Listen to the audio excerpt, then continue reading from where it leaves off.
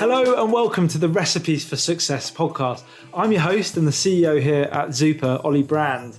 Here we are, we're back for another episode and we've got a fantastic one for you today. It's with John Harris. Now, John is a chef by trade. His background is in food. In fact, he's so passionate about food and coffee, which will come through in spades today. He's got so many interesting insights around these topics.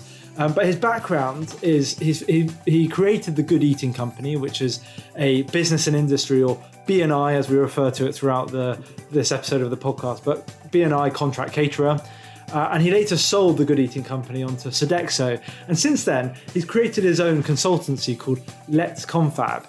And we have a fantastic discussion around how the sector and consumers are evolving. And John's got some brilliant ideas that you can feed back into your own business. So sit back, relax, and enjoy. John, thank you very much for joining, and it's great to see you. Now, I want to get into your favourite topics of food and coffee, but first I want to just kick off with a bit about yourself and your background in hospitality. Yeah. Where I started out from was basically, my mother's Italian and she had a business in Bournemouth. And I very quickly worked out that if I wanted to spend any time with her, I'd get in the kitchen because that's where she was all the time. So that was my initial introduction to food. And basically came to exam time, I failed everything, every exam you can imagine. And my mother turned around and said, well, you like this cooking, why don't you try and do that? And that's how I got started into the business. Worked around a lot of hotels down in Bournemouth, terrible food, but hey, And eventually I went, okay, if I'm going to do this, I've got to come up to London. And that is where I discovered the world of contract catering, or, whatever you want to call it, B&I, this sort of thing. I knew nothing about it at all. And I ended up via this odd route becoming the head chef of BOC Gases division on the Great West Road. I was getting really well paid, as far as I was concerned, coming out of the hotel business, and no budget, do what you like, cook what you like, just make people happy. Had windows in the kitchen, never had that before. It was always, you're in the basement. And it was great. And I loved it. And I sort of played in that for about 5 years. And then I got introduced to a contract caterer called Catering and Allied. Terrible name, but amazing food. And what they were doing at the time, which is the sort of 80s, was really dramatically different from the rest of the industry. And so I worked with them for about 12, 13 years in various capacities. I ended up as, for want of a better description, development chef. I was involved in sales and so on. But in the end, the directors got quite old and they decided, okay, we're going to retire. It's all going to sell. So I knew for quite a long time that this was all coming to the end, and was looking at everything. I looked at, could I set up a hotel? Could I set up a gastropub? Could I set up a food magazine? That was one dive hole that was like, okay, fine. But in the end, I went out with my slightly dodgy Bermondsey greengrocer, Greg Wallace, one night for dinner. And he said, look, I'll never back you in a restaurant. I'll never back you in a hotel. But if you want to start up one of those contract catering companies, hey, I'll put the money up. And that is how we got started. And it worked great for a couple of years until Greg fell in love with being on TV so much that he kind of let his business go, and all of a sudden it went bust, and you're in that position of like, we were using the same bank. So we get this very sort of like, your backer has gone bust. What's going to happen with you guys next? So we had a really difficult 2 or 3 year period, but we got on our feet and we paid everything off and we got our shares back from the receivers, and, off we went. But the whole concept of the Good Eating Company was very much about keep it simple, keep the menu simple. Don't, do 1 or 2 dishes really well rather than dozens and dozens badly. And that was how we got going. And our market was very much in the creative side, because they were the people going, yeah, that's what we want. We want to go that way. And we just grew from there. And it was, fundamentally, I love food. I love everything to do with it. Am I a good businessman? Am I an accountant? No. I had to get people in to make that all happen, because I haven't got a clue, but I did know I felt how to make good food and how to be creative within that realm. So we did some crazy things. We one of the fundamentals you want to use in your kitchens is very good quality virgin olive oil. Couldn't afford it, not within the budgets we were working in. And I had this friend of mine who was starting a Spanish wine import firm. And he said, look, come on to Spain with me. We'll go around a few cooperatives, find an oil that you like, and we'll cut a deal direct with them and I'll bring it back for you. So we did that. So once every 2 or 3 months, pallet loads of this stunningly good olive oil would turn up at one of our clients, which was the Business Design Centre in Islington. They said, yeah, fine. And I literally had to put it in the back of the car and drive around the entire business, dropping it off. But we had this amazing high quality olive oil that was coming in at a price that, you'd be buying sunflower or that. And those were the things that I liked doing.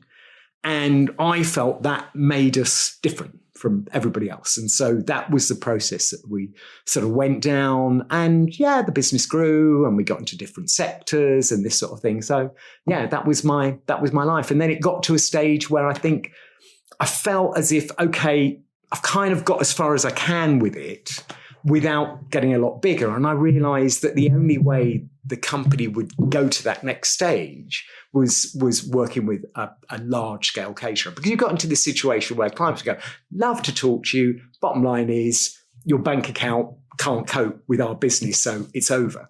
So this is where I ended up talking to Sodexo. They took it on. I liked the way they talked. I liked their approach. They're very honest in what they wanted to do, what they wanted to achieve with us, which was very much, we'll bring business along and push you into it, and you just do what you do and off you go. So that was the process that sort of went in. So yeah, I said goodbye to my little good eating company a few years back and started then looking at, okay, what do I do next? What do I do? And started working in consultancy, which I thought, okay, I'll give this a shot. I really do enjoy it. It's very different. And you're being thrown, again, I love that thing of being thrown into different situations and sort of told, well, come up with something. And I've had some great results from that. But I do feel there's been a few times where I've sat down with clients and given them news that they really didn't want to hear. Mainly, if you want to achieve X, you've got to spend some money. And they don't want to hear that. But I tell them, walk away. And they go, yeah, all right, we'll do it. And I'd walk away going, I hope I'm right. This is just what's in my head. Luckily, 90% of the time, I did get it right. So it sort of kind of worked. But I found it so interesting because it's taking you into different worlds. I mean, we had my first ever client was the Royal Overseas League. And it was like, what the heck's this? I've never come across anything like it. It's like it's a club. It's just off Piccadilly, but it's really like a 70-bed hotel, boutique hotel. And watching what they do and how they did it, and then helping them go from what they had, which was really, it wasn't working for them in so many ways. And then coming out with them and helping them to set up their own catering. And they have achieved so much. And when you think, oh, I was part of that, I actually helped them get to that stage. Yeah, it's really encouraging. And it does, the whole consultancy world has made me realize I've actually got values that I didn't, you do things, when you're a contractor, you do things because this is what I've got to do. Clients said X, right, fine, got to go and do that. But you learn so much in that process that you don't realize that when you come out and you're working in this consultancy role, you'll turn around and say, okay, to me, this is obvious. You do X, Y, and Z. And they're looking going, really?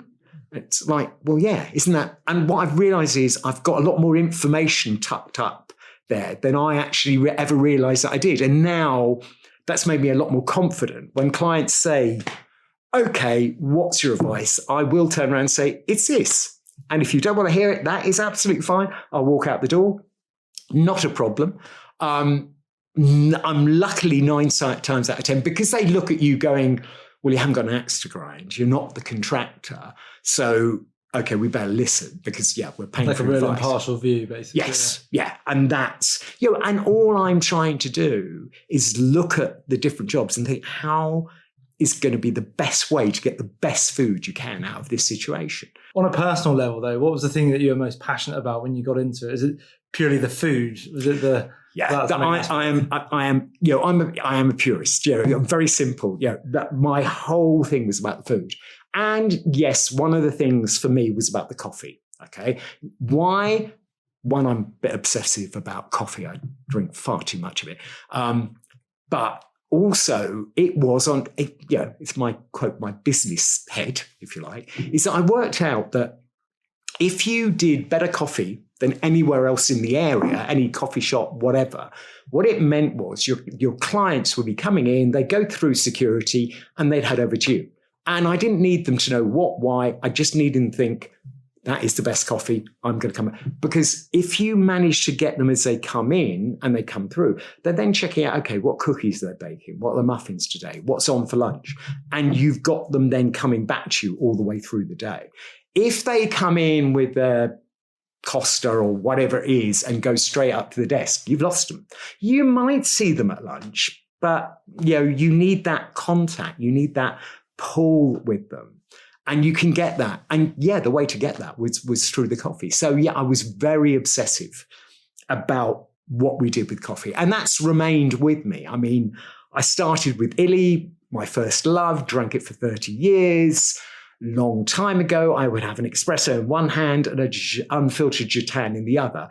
That sort of went, so it focused then on the coffee. And the coffee became, my love. But also it was about, what made it work for clients. For yourself, I mean, on your personal journey, when you went into the Good Eating Company, did it become like I guess from an entrepreneurial standpoint, what did the business mean to you, the Good Eating Company? Yeah. What made you, how did you differentiate it? And it sounds like it was sort of the attention to detail when it came to when it came to the products that you use and the quality of it all. And it really was. And what that, in the end, if you want to boil it down, it starts with having the right suppliers. If you have got junk food coming in, you can do whatever you like to it. In the end, it's still junk. So it was about how can I buy within the budgets we're operating the best quality I can get my hands on. So, having Greg Wallace as a greengrocer, I mean, George Allen's, which was his firm, if you read the George Allen drop list, it was about 500 drops. It was like the who's who of the London restaurant industry. He had everybody, River Cafe, St. John, all these names. And he was buying with them in mind.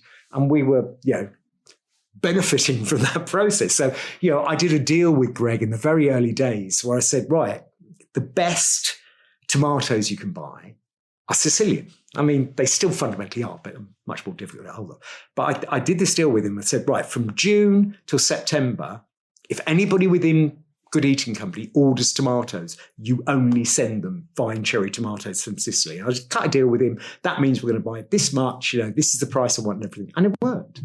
And it was amazing. And the quality, the quality that you didn't need to do, get a really fantastic tomato, put some great olive oil on it, bit of salt, that's it. You've got a salad, you've got whatever you don't have to overcomplicate it.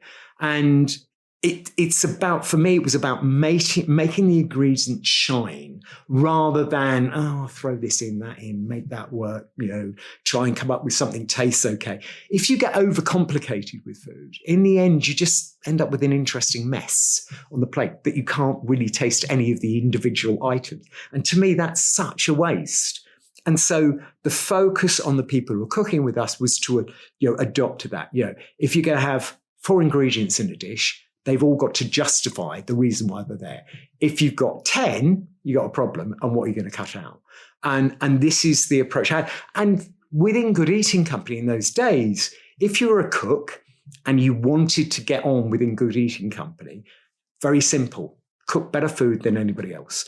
If you're a manager and you wanted to progress within the business, manage the site that had the best food in the whole company. And you would, so it's a very direct connection, dead simple. You wanted this to work, good food. Make the food even better, I'm happy. Everybody were happy with you. The clients are going, yeah, this is great. And that's what I wanted to produce, that sort of love affair, if you like, with it. And the other thing that you would get as well, people, you know the story. You take over a site, client says, okay, all the staff we've got here are 2ping over. I'd be quite happy if you got rid of all of them. They're terrible, they're this, they're that, the other. You bring these people on, and really what it was about a lot of the time was where they were serving really not good food. They were embarrassed to put this out in front of somebody and say, right, I need to take your money off you for that. Suddenly they were working with really good food and they knew it. And this was like a point of pride. I'm giving you this amazing plate of food. And so they opened up. And we had operations where we were told by the client, get rid of that person, get rid of that person. 6 months down the line, these were like leading people we had within the business. And I had people who started in their 40s and they retired from that operation. And although, yes, it's an obsession with food, it's got a lot of knock-on effects. I'm not saying, it's perfect and, we grew as best that we could. And I know other operators would grow in a totally different way. And it depends on what you see as the success of your business. As I said, I never had my eye on the finances. I just kind of hoped that this would work and at the end of it, we'd make a bit of money. Yeah. And it kind of went that way, sort of thing, all the way through. But other people would very much have the focus on the finances, and I get that. But this is, our USP was the food, and it was, and if you want to do something like keeping it simple, you can get the message across very well. And again, if you've got somebody who comes on board who's not really, that's not their focus, well, they can very quickly understand, this isn't for me. Off I go by having that very, very clear message: food, and and coffee, and getting that right. But we had one guy who was a New Zealander, Warren Joe, amazing on coffee. He ran one of the biggest cafes we had. In the end, I said, right, I'm taking you out of here. Your job is now to go around every single operation we've got and train everybody on the machine, and then you go back round and train them again and back round. That is your role. And he was great at this. But he was kind of like the Gordon Ramsay of coffee. I'm going to show you the best way to make it, everything else.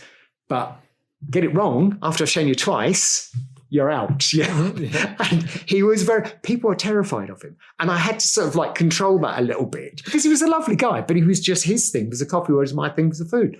So, again, it was just that thing of keeping those things really high. And I felt like this wasn't what was going on within the industry at the time. So I thought, okay, we've got a USP. People can beat us on this, beat us on that. But on the food, we had our heyday. On the food, there was very few people who get anywhere near what we were doing. And that was what made my life buzz, the olive oil thing. And, we did various crazy things like that. And we dealt with suppliers that most contract caterers going, they're pain. I don't want to deal with them. They're unorganized at this. To me, it was like, but they've got an amazing product. We dealt with one Spanish supplier who I won't name because they're still around now. And they're very highly considered. But it was a brother and sister. And the brother was the guy in the warehouse organising everything. And it was a nightmare. You get sent things, you go, what's that? I didn't order that. But if you tried to sort of phone him up and say, hey, what's going on? He'd just, have an argument with him and that's it. You just lost the services. So you just had to keep these guys happy if you wanted that quality of raw material coming in. And this was the sort of thing that, you got into, and it just made it for a different world. I love doing it. I'd love to talk about the competitive dynamics, which I do, but one of the things that it sounds like you got absolutely bang on was the pure focus on the food, but then the people. Some of the examples you gave where the customer's like, or the client is saying, get rid of this person, and then they turn around to be the star performer, and it's just about making sure you get the right people around you to get the best out of them. Very much. I mean, one Gordon Ramsay of coffee as well, which is fantastic. One operation we set up for a very large gaming company, and we pitched to the board and everything, and that was a bit strange, but hey, it worked. We got the contract. We'd been operating for about 4 or 5 weeks, and 2 of the directors that we pitched to were coming across the cafe. And they stopped me and this other guy with me, and they just laughed. And they said, look, basically, our role within the business is people pitch games to us all the time. And he said, when you do that, you know what is being shown you is about 25% better than what the actual game will end up being.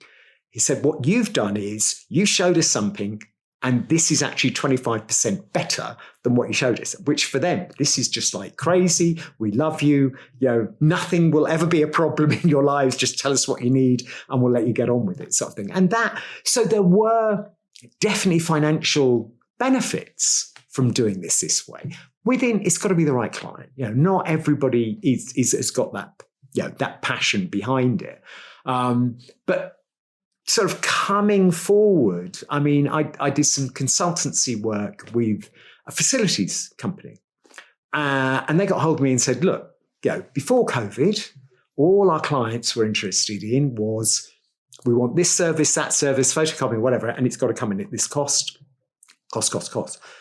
And they said, after COVID, they came to me and said, look, we've got a problem, because now these same clients are coming to us going, don't care about what it costs, just make sure we've got great food, because that is going to get our people back in the building.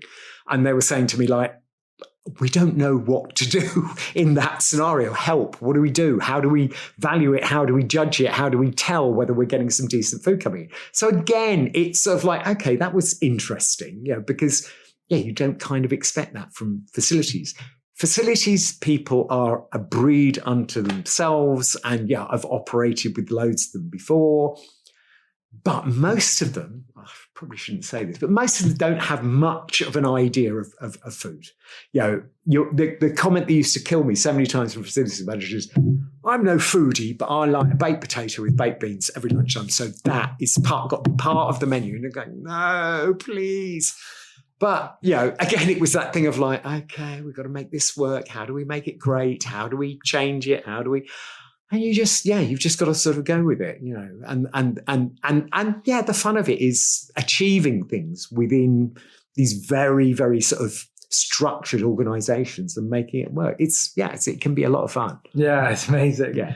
Just touching on the competitive dynamics. Yeah. From your perspective, how have you seen them change in the sector? Because, you focus on B&I, mostly London based, right? Yeah. B&I catering. And then, from the time you spent with the Good Eating Company, then going to consultancy now. I mean, how have you seen the competitive dynamics in the sector change? I think everything has, it is very trite saying, but everything has changed. And I think, again, clients are looking now going, okay, before COVID, biggest day you had in the restaurant and very important was a Friday. Friday lunch was massive. It's not anymore. It's now what's going on Wednesday to Thursday. Those are your key times. Mondays, whatever, and Fridays, 2/3 of the staff are gone. So it's then going, okay, what are we going to do in the key period, sort of working, Tuesday through to Thursday? But also, what are you going to do to attract the few people that are around on a Friday to make sure this is really operating and working very well? Another big banking client came to me and said, okay, we've got about 12 hubs around the UK. On average, they hold 6,500 people. Coming out of COVID, the maximum occupancy is going to be about 2,000. So we've got these massive catering facilities. What are we going to do with them? Because there's no point in turning them back into office space. So what could we do that could be seen as, good for our people and, possibly good for the community around us? Because, we want to feel that we're involved in the community around us. And what could we do? So I spend a lot of time working with them going, okay, you could look at this way. One of the things, operations were sort of quite far out from London. And I said, look, you could go on the basis of you've got this massive area, cut some of it off and run a food market there. If you go to local farms and say, okay, we're not going to charge you anything, just come in and sell whatever you're making. And I said, you'll get a community feel out of it. And your working people who are there have got something that's food based, but it's actually going to be quite positive for them about if they want to learn about good food and also what's in their area. So there's a lot of different thinking. I think that's the main thing. Is it's no good going, right, the lights are on, we're going to do exactly the same thing. I don't know for certain, but I think having that approach is quite detrimental. You've got to think, okay, what can we do to make this a better experience for our client, the paying client, but also for our eating clients? That's really important. And I think it is affecting. I know a couple of companies where they have literally turned around and said, as of this Monday, you're all back in the office. As of that Monday, they weren't. They just didn't come back in. Mm. And they said, we've proved that we can work and be creative and functional over the whole pandemic. So, sorry, no, we're not coming back in. And you've got people coming and go, oh, I wasn't expecting that. What do we do? And it's so... everything's kind of changing a bit. I was interviewing a chef recently from a fairly large, nothing exciting, but restaurant group up and down the UK. I think about 600 sites. And I said, what was coming out of COVID for you? And he said, fundamentally, all the Europeans have gone. All the people who were there have got out, retrained, done something else, and we're stuck and we've got to reopen. And he said, what we ended up doing, we're recruiting people who fundamentally couldn't speak English, had got no kitchen experience whatsoever, didn't really understand how the Brits ate or what made it. But those are the people that would say, yeah, okay, I'll come and work. And I said, well, how did you then make that way? He said, well, came up with an app because they'd all got a phone. One thing, they'd all got a phone. And the app was based on pictures. So every dish they had on the menu, this is what you start with, then to this stage, no words. Only pictures. And, you'd have a sub off going, if this happens, you've got it wrong and you've got to go back to this stage and see it through. And he said, we put a few YouTube videos in as well, but he said no language because there's no point. And I thought, well, okay, it's not great, but it's like, that's quite an imaginative way of dealing with a problem that everybody is in the same boat about. And I actually thought, the guy was fairly like, it wasn't great or anything. And I'm sitting there thinking, actually, I'm quite impressed with what you managed to come up with and make it work within the business. And there's a lot of this going on. And I think people are looking at things right the way across business in different ways. And that can be anything from, it's not big yet, but I'm watching restaurants who are actually bringing robots in to help cope with the service level. And I'd sort of looked at it and thought, oh, no, it's ridiculous. And then it's like, well, a minute, they're not actually that expensive. There's a big commitment behind them to make them work because they're just trying to launch in Western Europe, whereas they've been around in Southeast Asia for about 10, 15 years. So this is tried and tested technology. We just haven't adopted it. And you look at it going, do you know what? This could work. You're not going to have a robot coming up and saying to you, what would you like, sir? But it's kind of like a delivery system. It's like a busboy. Works very well. Room service, amazing. You haven't got to think about, we've got to cover from midnight to so-and-so. We've just got 2 or 3 robots, a couple of guys in the kitchen, and off you go. You put it on the robot, it squares it into a box, takes it up to the room. You have a QR code that you show it, opens up, you take it out, and that's your room service. Totally right. Automates the mundane tasks to do, and then makes people's roles within the business more impactful to do things with getting food on the plate, basically. Yeah. No, for sure. I mean, one of the 2 latest things I've looked at in coffee, because the artisan movement is all about control. It's all about weights. You got to, you grind the coffee. You've got to check the weight to it. Have you got it wrong? And if you're like, a milligram out, you remove it because that will affect. You control the tamping because if you're some big muscly guy and you're tamping like this and the girl behind you is tamping like that, you will end up with a different coffee. So it's that whole thing is how do we make sure the same thing is coming out? And there's a Swiss company that basically have come up with a totally automated system. Now, this isn't to try and save money or do anything else. It's that control element. And you still need somebody looking after the machine because they've got to check all the levels and all this sort of thing. But the physical movement from grinding all the way through going up onto the brew head, coming through, everything is totally done by a machine. And watching that coming through is quite fascinating. There's another company who've basically using the same robots that you have in car manufacturing. They've taught them to make coffee, do latte art, and this sort of. I think it's a bit of a gimmick, to be honest. But again, it's that thing of like, okay, it's interesting, and yeah, things are moving along.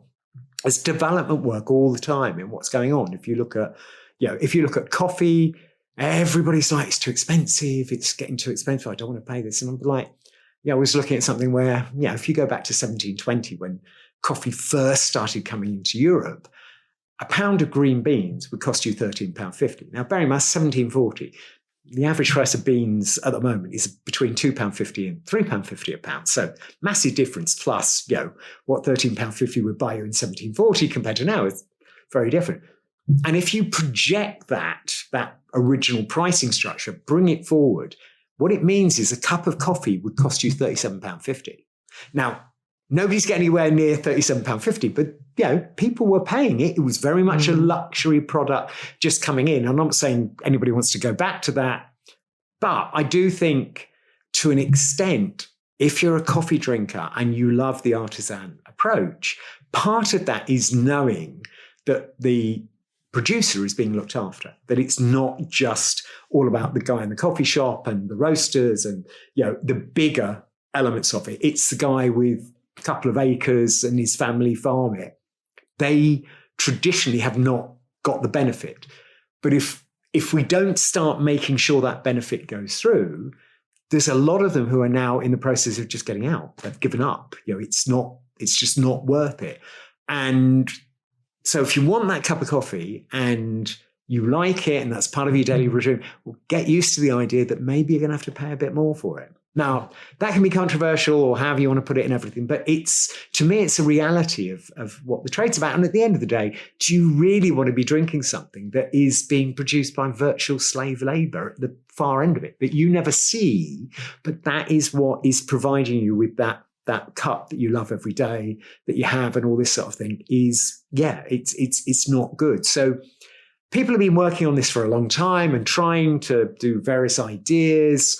You got fair trade, you got various groups, analysts and so on, but it's still really down at that sharp end. They're not really getting the benefits coming through. And if you really want that to work, and also that you as an individual don't want to be buying into slave labor, well, then you've got to start looking and start asking the questions. Well, where is my coffee coming from? Who is producing it? How is it being produced? Under what circumstances? And what I'm going to do. But then, when you've got a client in your cafe going, I don't want to pay £2.50 for a cup of coffee. It's like, okay, I kind of get that. Neither do I. But bottom line is, maybe you're going to have to. So it's again, the thing I love about food is its interconnections. For me, in the last few years, I've been looking at it a lot around the health issues that are involved with food and what we consume and how we consume.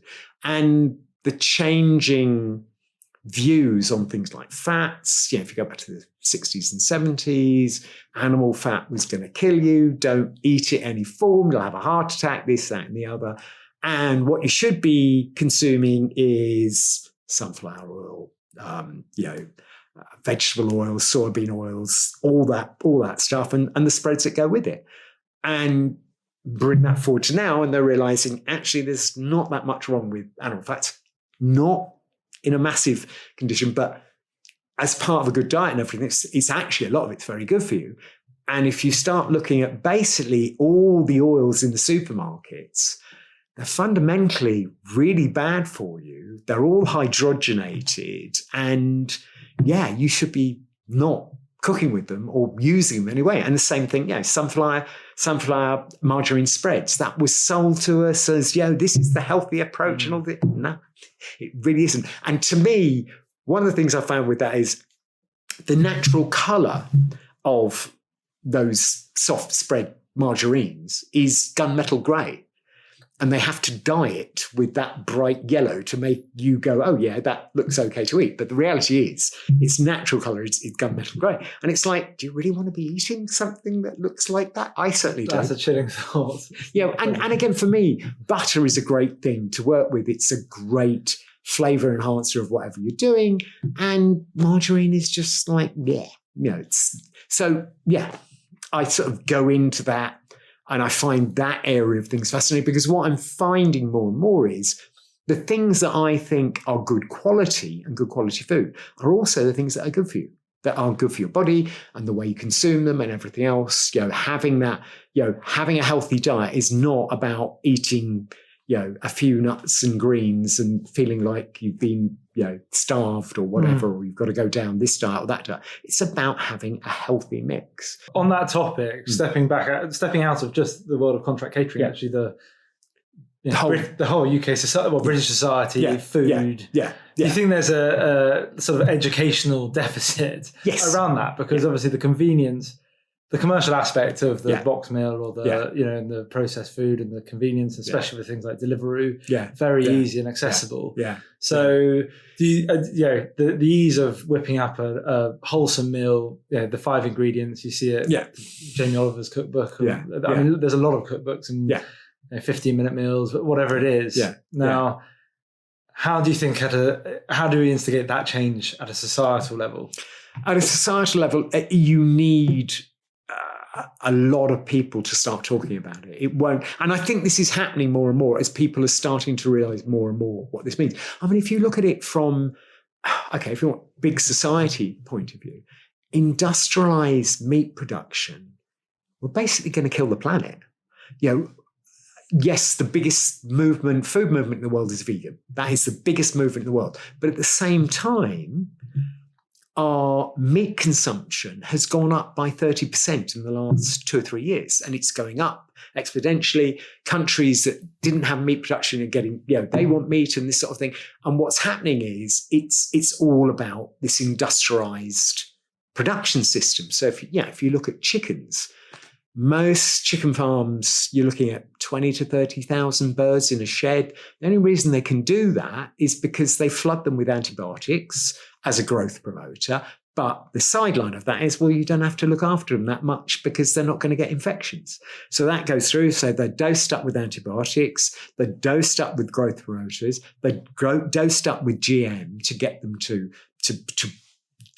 grow faster. If you look at the original bird that our oven-ready chicken comes from, it was in forests around Vietnam. It's called a red jungle bird. And when we first removed that animal out and started domesticating it, it would take 6 months for it to go from a chick to the sort of bird that you'd stick in the oven and roast.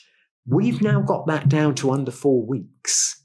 So the chicken you're eating for your Sunday lunch, if you're buying it general purpose from a supermarket, it's not a chicken, it's actually a chick. It's only like 3.5 weeks old. That is just not good, and it's unmaintainable. We cannot carry on with this. If you look at how we eat in Europe right now, if you then promoted that onto the whole world and said everybody's going to eat the same way as we do in Europe, it would take 2.5 planets to produce the food that we require to do that. If you look at the States, it would take 4 planets. We can't keep doing this. Somehow the message has got to get through that we've got to stop. Forget about whether you think it's terrible on these poor animals that are being put through it. We're going to kill ourselves and kill the planet if we don't stop this. And fundamentally, in the West, we've got to cut our meat consumption by 80%, which a lot of people find like totally unacceptable. But that's the sort of figures it's going to take to change this around. And it does go back to the argument of, okay, eat a lot less meat, but eat better quality meat that's been raised properly, that, has had the right, all these animals are going to end up going on your plate and going for a slaughterhouse. But if you know that animals had a pretty good life in the process that's led up to that, surely that's a lot better than, kind of trying to hide from the fact that this thing that you've eaten, and it is a thing, is terrible conditions. So I think that's got to happen. I'm not saying I'm seeing it happen now, but it has. Guys, guess what? We've got to change, or we're just we're going to kill ourselves and we're going to kill the planet along with us. For consultants and consultancy, I mean, you've taken the step, you've gone from being the operator and you're having your own company into being a consultant. Yeah. I think, obviously, you'd be biased to this, but the importance of consultancy. I'd love to talk around, what's the actual experience of a business coming to you, and what do they get from the consultancy process? I do things. It comes down to my obsession about the food. That is where I come from. With all the clients I work with, I'm looking at what food is being produced, and I will always try and push them to get better quality. Now, you've got to persuade people it's worthwhile spending the money and investing. The best example I give, I work with Elstree Film Studios, and their food has been terrible for the last 30 years. Absolutely terrible. And what they've done is they've gone to one big contractor, to another big contractor. Right, you do the catering, pay us rent. Anything goes wrong, it's your fault. Nothing to do with us. It's entirely down to you. And of course, what you get is, things go wrong. Nearly all their catering that was going on there was actually coming in on vans because the on-site caterers were just like, no, I'm not going to work with them, everything else. So they call me in and, what would you advise? I said, you've done the same thing over and over again.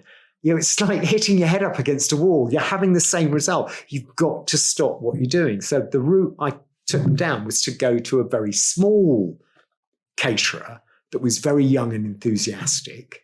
And they got 2 clients and bring them in. And what I said to Elstree was, you are going to have to help them. They haven't got the money to do this, but if you want the food to change and everything else in this service level, you've got to help them through that process. So I had to persuade them that, they had to subsidize until they could get it up to the point where they could make some money. And again, it's been very, very successful for them. It really has worked really well. But it is just getting that thing for them to understand that, at the end of the day, what do? We cut everything out. We make food. If your core product is a bit lame or just not very good, it's going to cause a problem in the business. And again, where I've done this with clients, and you're turning around to people and saying, look, I'm really sorry, but you are going to have to invest to make this work for you. It does work. It does come out. So I'm a bit of a specialist. That's where I come from. I'm all about the food. So I will always take that approach. Other people are more about looking at the business model and how that works. And that is, don't get me wrong, that is valuable. And sometimes I've hooked up with other consultants because, I've got to be honest, stick a spreadsheet in front of me, I'm lost within 5 minutes and asleep within 10. It just doesn't do it for me. So there's no point in lying. I am not the guy to bring in when you're, looking at your finances or whatever. I'm the guy to bring in where this isn't working. Why is it not working? That I can tell you about. That I can work on. And I will work with other consultants who've got that skill set that I haven't got. So that's how I operate. Thank you for that, John. Now for getting into sort of the templated questions that we normally focus on. From your perspective, going as a customer, going to the other side of the bar. And when you go to any area of hospitality, by the way, it can be catering, it could be restaurants, pubs, whatever. What is something that you feel the industry doesn't get right, and that you'd share to the sector as a point of advice? To looking at tech, I think there's a lot of people within the industry who kind of put it over there. I don't understand that. I think you've got to start adopting, and I think one of the main ways of doing that is when you're employing people. Look on the younger ones, because they've been brought up to understand social media, how to make it work for them, how to then push that on. Yes, you can turn around and say, get out there, learn it yourself, learn about what the business. But to be honest with you, I'll always go to a 14-year-old, go, okay, how do I do that? And how do I make that work? And they've got a massive understanding because they've been brought up immersed in it since they were started. So I think looking at younger people and bringing them into some of your key areas, I think that's definitely part of it. And don't be scared of it. I've worked with quite a few people who were justifying, I'm not going to adopt that because it doesn't do this, it doesn't do. In reality, fundamentally, they were just scared. They were just scared of change. And that is one of the things that, we are bad at. But people just like, let's just keep it the same and keep going on. You've got to adopt what is new, what's coming in, and test it out and see if it works. Might not. But then what the hell? If you don't test it out for you in your circumstances, you don't know. I mean, recently I had this company phone me up and said, oh, we do this stock taking system. And I've looked at hundreds of these over the years. I can remember the first one I was ever presented with. I'm looking at this. This is going to be great for you and everything else. It said, fundamentally, I need to employ somebody to just sit on the stock system to make it work. I'm sorry, that won't work. And yes, you're going to have to pay a fortune for it. So I listened to this guy talking to, you don't need anything. All you need to do, take a photograph of an invoice. It will directly go into your system, change all the prices. I'm like, yeah, this sounds pretty amazing. And I turned around at the end and said, okay, how's it going to cost? He said, oh, nothing. He said, we've got a grant from the government. And so we're pushing this on and we just want to bring people on. We're not charging anything for the system at all. And this was like some of the most amazing stuff you've ever seen. Yeah, you could get menus in there. You could do anything you liked with it. And literally anybody could do it. There's no skill required. And I've been pushing this to different people to see, okay, this is what I'm seeing. I'm very untechy. Let's see in practicality how it works. And everybody I've talked to about it, it's just absolutely amazing. And yeah, it's for free. Now, I think the way their business model is working, they're looking at eventually starting to putting some add-ons on there that you will then pay for. And then eventually, I suspect it will get to a system that is being paid for. But right now, you have it for nothing. And they're very concerned to make sure it works for you because they're adapting their system to understand where the breakpoints are and everything else. So, yeah. So it's that thing of being aware, the stuff out there that could do you massive benefits and might not even cost you anything. So I do think just being aware of the tech and having a look, a lot of the time it's very easy to go, oh, that's not for me, whatever. But it's worthwhile having a look, talking to somebody who does understand it and then relating your business to them, going, okay, what could this work for me? How could this work? So I think it's important. And I do see this over and over again where you've got guys who might have been around the industry for a long time and they're very focused on, no, we do it this way. And you'll see somebody much younger coming and go, this is really frustrating me because fundamentally this could be done so much more easily. And they just don't want to adopt. So I think it's that important thing, keep an open mind. Keep an open mind, look at what's going on, look at what's coming in. And choose carefully. It's got to work for you.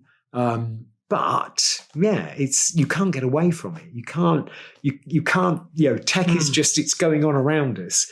And unless you start, looking at it and looking at what it can do for you, that's the thing. It's not looking at the package, it's going, okay, what could that actually do for me? And then thinking about how you could adapt it into your business. I think that is a worthwhile thing to do.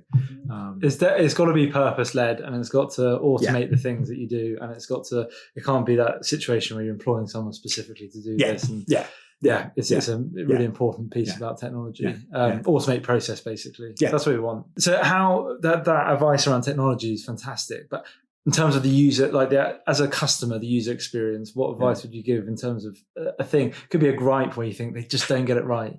They don't get it right. You're sat in the restaurant and you're like, why does this happen every time? I think it is this thing of, if you're going to adopt a technology, is understand it. Don't try and use it in the same way that you used till systems. I watch people with these, and I watch, particularly where I come from, Brighton, I'm watching, you've got the bright young things who set up a coffee shop that they're never going to make any money at because there's too much coffee in Brighton anyway. But what the hell, they love it and everything else. But tech-wise, they really know what they're doing. They're following their trends. They're following, okay, at this time of day, we're selling this. At that time of day, we're selling that. And they're understanding what they're doing. Then you've got the other guys who, no, I know my customers. I know my customers by gut instinct. And it's like, well, really, do you? Or it is just really your own prejudice that you think they should like this and you think they should like, and you're just going to keep pushing it until they come over to your way of thinking. Or are you going to get the information that you can get out of any system now and go, okay, at this time of day we sell that time of day we sell that, we're not selling any of that, we're not selling it, that's a poor thing. You're not turning around and saying, don't take that off your menu. You're turning around going, okay, what value is it providing? It may be key in the basis. One of the things we did when we started Good Eating Company was, we used to make all our own cakes and everything, but we developed this muffin recipe. It's like nothing else you've ever experienced. It was ours. Nobody knew how we did this. We developed it. They were absolutely amazing. Every site had to bake their own muffins every day. Were we making money off that? You're doing about 12, 15 muffins? Of course not. But your clients were coming. They knew what these things were. Now, they only have one once a month or once every other week, but they would bring in mates from outside the business going, this is what we get. What do you get? Sort of thing. And it made a difference. So it is that thing. I'm not saying you've got to go rigidly by what the tech's telling you, but if you're getting the information through, you then can make educated decisions as to, is this really key to the business? If it's really not, then drop it. If it really is, then at least you've made that decision that we do this because of X, not because we're making money from it, but because it gives us this image or, quality control. That's great. You're making a decision. You're not just going with the flow sort of thing. So I think tech can give you an awful lot of information on that.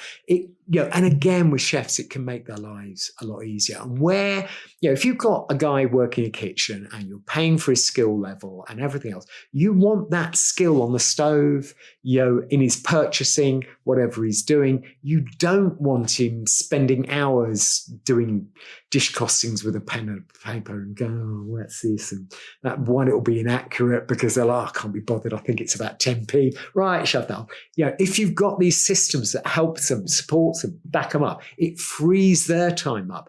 You're hopefully with a chef, you're paying for everything he's done in the past and his skill to produce great food and put it on the plate for you, not his skill with a spreadsheet. I know I keep coming back to this one, but Totally. Yeah, it's, that's where you want to focus it. So again, any technology that's going to help you free up that dead time for them and make it work, great, do it, go for it. It won't pay you in, are you going to sell X, Y, Z? But if you've just increased the quality of what's going on your plate without anything other than the fact that you've got the guys using tech, guess what? That's a win-win. Definitely. Well, you've got the people doing what they do best, what they do best. Yeah, so and doing what they love, hopefully. And what they love, exactly that. So a really important lesson there. Yeah. And then that bit around using technology to inform your decisions, but at the same time, having that fantastic experience for the end customer where you've got that. Yeah. Well, it is, and all that will give you that experience, even if it's down to having, a customer thing where who's coming in, when they came in before, they're gluten intolerant, they don't like, they're really semi-vegan, but they ate fish the last time they came. You can have all that information in, so when the customer comes, you just look at it. One of my personal experiences, and this is going back a stage, but I used to take my youngest daughter out to brunch every Saturday. This was sort of a daddy-daughter thing. And we went around all the different places around Brighton. She's very opinionated, this sort of thing. We came to this little French place, had breakfast there one day. Yeah, fine. Went away, went somewhere else, came back to this one, had breakfast. And the guy came up and said, oh, right, your stuffed croissant with cheese, apple juice, and sparkling water. That was it. She was hooked. We could never go no, we've got to go back. We've got to go back to that one. Mind blowing. Yeah, because of that personalized information. Well, you can do that now with tech. That'll help you give the aid memoir, if you like. So it's if you like, it's marrying old skills and new skills together. You're providing somebody with a very personalized experience, but you're actually using tech to back you up to be able to make that experience for them. So, if you can do that, so I think it's a win-win. Yeah, totally. And then for yourself, what would be a key learning, talking yourself fresh out of Bournemouth Catering College, and you're starting out again, what would be the key piece of advice that you give yourself knowing what you know now? I think really coming back to where I am now, keep it simple. Use the best quality you can afford to do with whatever budget you're using. Be clever in your process, but just keep it simple. What's next for you? I think next for me, I love talking to people about food and getting them to understand it. But other people tell me I'm quite good at it. So I'm trying to push that way. Somebody suggested doing some lecturing up at one of the universities. And initially I thought, well, you must be joking. And I thought, no, actually, that might be quite fun, is actually trying to use the knowledge that I've got and that I've built up over years and years and years and actually imparting that to other people. And when I say imparting, it's not just about, oh, do this, do that. It's about being able to communicate it at a way that they're going to want to pick up with what you're doing. So I quite like to do some of that if I can get into that marketplace. As I said, I like the consultancy business. I like writing. I do like writing about food. I struggle with it because it's not natural. What I've got up here, putting it onto a page can be quite difficult. But I do like imparting that knowledge. And again, it's a bit like, as we've discussed, stuff that I look at that is disappearing down various rabbit holes, wormholes, finding out about things. But I suddenly realize, other people don't understand this and how it works and how, going back to that Sicilian fine cherry tomatoes. These are to die for. I mean, I can remember how I came across it. I was talking to an Italian guy and he said, the next time you go to Sicily, and I'm like, I've never been. And he said, you're a cook and you've never been to Sicily. I said, well, no. He said, go there. So I went, and this is where you start discovering how amazing those raw materials, treated really simply, can be, because they've got that quality, and it's built into their structure. And if you look at Sicily going back, a couple of thousand years, everybody in the world has taken Sicily, and it's like all about strategic position. It's not. It's about the fact that it's volcanic, so it's got phenomenal soil, and they've got the most amazing climate. And that's really why the Moors hung on to it for the best part of 900 years, because, they bought into that. So again, it's just picking up. So, the reason why I started doing this with these Sicilian tomatoes is because they just tasted great. And now, sadly, you've got a situation where, the supermarkets jump in. And I know the supermarkets can be great, but they then start adjusting how things are grown. So when I used to start buying these tomatoes, it was like you get a box and they were just all over the place. It was like a spider's web, and you get all these tomatoes mixed in with it, because they just used to chop it off and put it in the box and send it. Then when the supermarkets started realizing, oh, there's a market here, we need to jump into it, all of a sudden the trusses are dead straight, because that's more convenient for the supermarkets to pack. And the skins are getting thicker because that's more convenient for the supermarkets. You end up in a situation where the reason why everybody's interested in this product is it tastes great. You come out the other end, it pretty much tastes the same as all the others. And it's like they lost the whole point of what made these things amazing. And that does happen quite a lot with things as they get popular. But hey, it's the way it works. Yeah, I think talking about these things, and it's a fantastic cause, and I think that's a perfect place to close. So, John, I want to say thank you so much for your time and coming down, and really enjoyed this discussion. Oh, good. Yeah, I've enjoyed doing it. It's been great. Well, there you have it. I hope you enjoyed my discussion with John, of talking all things food and coffee, and that you've possibly got some new ideas that you can feed back into your own business. If you have any fresh ideas for us about the podcast, you've got ideas that you want to share, or even you've got a voice and you've got things you want to talk about, please don't hesitate to get in touch with me. My contact details are on the screen, or they'll be in the show notes as well. I'll be picking up any messages, and I hope to hear from you soon. But otherwise, this is the Recipes for Success podcast. Thank you for listening.